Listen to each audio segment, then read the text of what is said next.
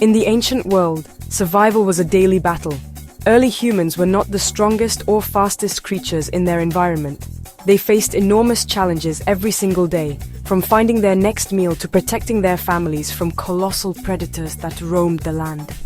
To survive, they needed to be clever. They needed to use their minds to create tools that could give them an advantage. This fundamental need for survival was the driving force behind the invention of the first weapons. These were not just tools for fighting, they were essential instruments for life itself, allowing our ancestors to secure their place in a very dangerous world. A weapon in the hand of an early human was the great equalizer. Imagine standing before a massive woolly mammoth or a fearsome saber-toothed cat. Without a tool, you're simply prey. But with a sharpened spear, you suddenly have a chance. You have reach, you have a point that can pierce thick hide, and you have a way to defend yourself from a safe distance. This simple yet profound shift in power dynamic was everything.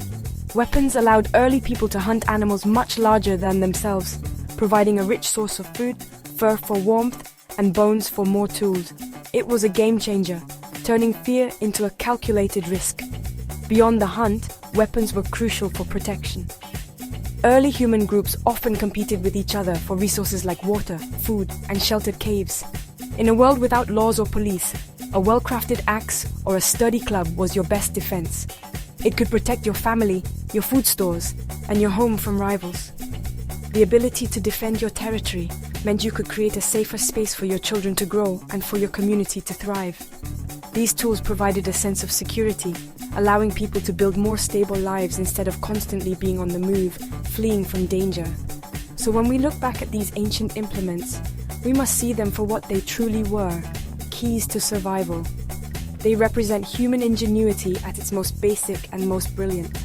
They show us how our ancestors adapted to incredible pressures and overcame immense odds. The spear, the axe, the bow, these were not just objects of violence. They were symbols of resilience, intelligence, and the unyielding human spirit to endure and conquer the wild. Understanding this is the first step to appreciating the incredible journey of humanity from the Stone Age to the world we live in today. The earliest weapon makers did not have fancy workshops or modern materials.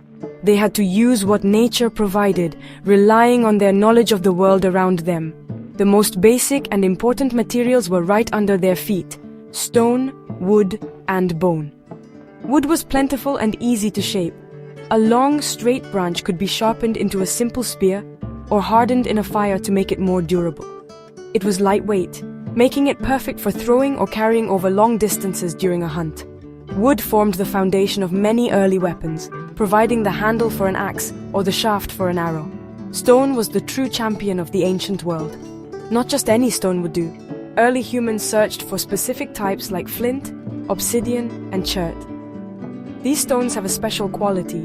When you strike them in the right way, they break with very sharp edges. This process, called knapping, was a highly skilled craft. A skilled knapper could produce a razor-sharp edge capable of cutting through animal hide and flesh with ease. These stone points could be attached to wooden shafts to create deadly spears, or used on their own as knives for butchering animals.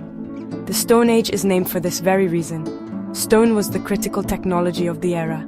As human knowledge grew, our ancestors discovered the secrets hidden within the earth metals. First came the softer metals like copper, which could be hammered into shape. This was a huge leap forward, but copper weapons were not very strong and would bend easily.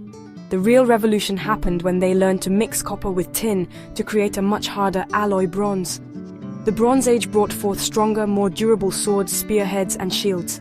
These weapons could hold a sharp edge for longer and were more reliable in a fight. They represented a massive technological advancement.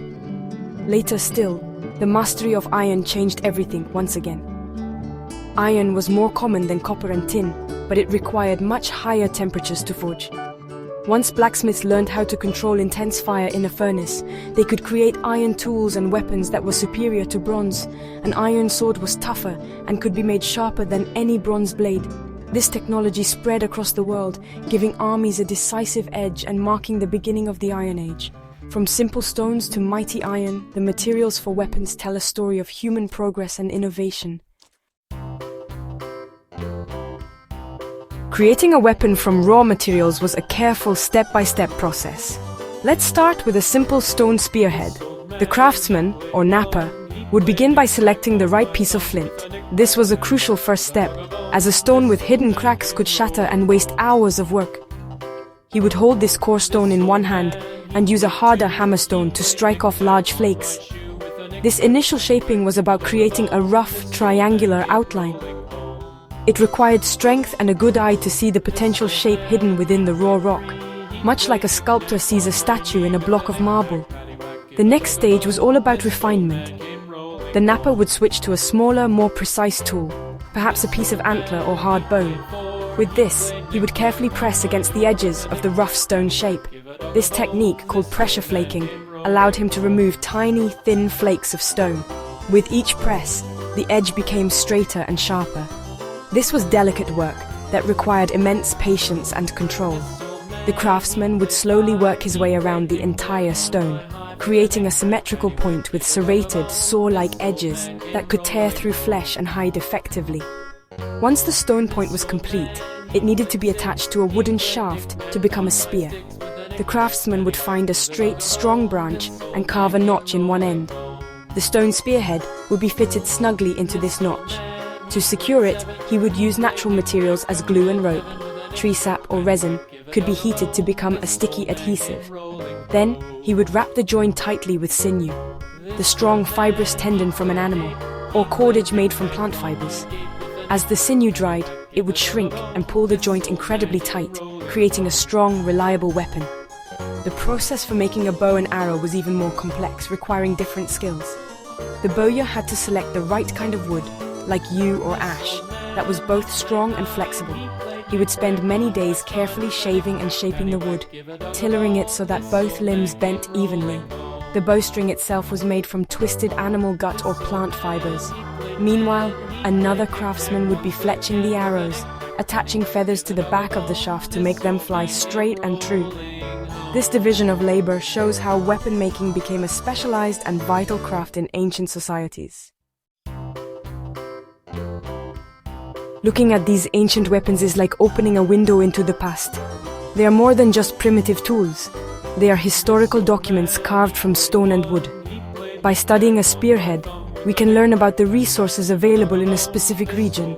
For example, an obsidian spearhead tells us that the people who made it either lived near a volcano or were part of a long-distance trade network that brought this valuable material to them. The design of the weapon can also tell us what kind of prey they were hunting, whether it was large mammoths requiring a heavy spear or fast gazelles needing a lighter, throwable javelin.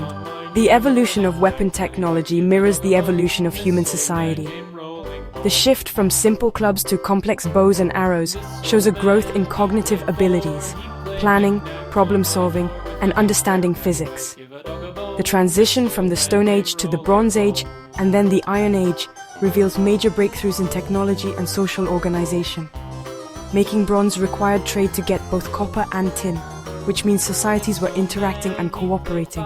Crafting iron swords required specialized blacksmiths, suggesting a society complex enough to support artisans who did not have to hunt or farm for themselves. These artifacts also give us profound insight into the human condition. They remind us that the struggle for survival has always been a part of our story. They show us the creativity and resilience our ancestors possessed, turning the raw elements of nature into tools that allowed them to thrive against all odds. When you hold a replica of a stone axe, you can almost feel the connection to the person who once depended on that tool for their family's next meal or their safety through a long, dark night. It's a powerful reminder of our shared history and the challenges we have overcome as a species. Ultimately, learning about ancient weapons is not about glorifying conflict. It is about understanding the journey of humanity. These tools were born from necessity, and they drove innovation for thousands of years. They shaped cultures, built empires, and were at the center of human life for millennia. By studying these echoes of the past, we gain a deeper appreciation for the ingenuity of our ancestors and the incredible path that led from a sharpened stone in a lonely cave to the complex technological world we inhabit today. They are a fundamental chapter in the story of us.